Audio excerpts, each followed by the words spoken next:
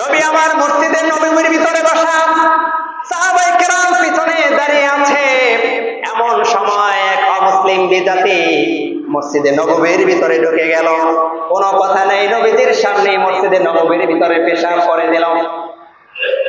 ওমর সেখানে দাঁড়ানো, তরবারিটা হাতে নিছে। ইয়া রাসূলুল্লাহ, শুধু অনুমতি দেন, ওর মাথা আমি গার থেকে আলাদা করে দিব, শুধু অনুমতি দেন, ওর জন্মের পেশাব করা আমি ছুটাইয়া দিব।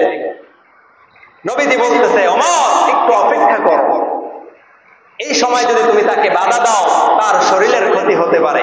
শান্তি মতো পেশাব করতে দাও, তাকে বাধা দিও না, তার শরীরের ক্ষতি করো না।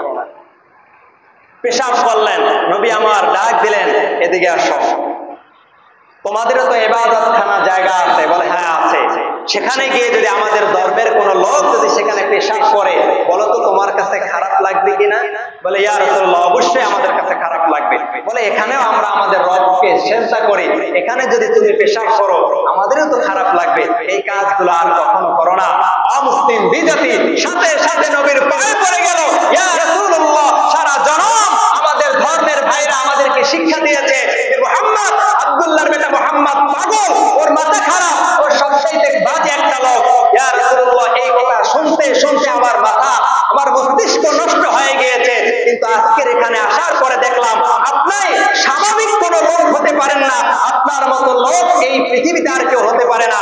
নিঃসন্দেহে আপনি একজন আল্লাহর নবী। এখনই আপনার ওই জবান দ্বারা আপনার ওই মধুর কালিমাটি পড়ে আমাকে মুসলিম বানিয়ে দেন। সুবহানাল্লাহ। এটা কেন হয়েছে? নবীজি সাল্লাল্লাহু আলাইহি ওয়াসাল্লাম তিনি হাজার হাজার লক্ষ লক্ষ অমুসলিমদেরকে মুসলিম বানাইছে। নাকি তাদেরকে ক্ষমতার অপব্যবহার করে এদেরকে মুসলিম বানাইছে? কথা বলেন।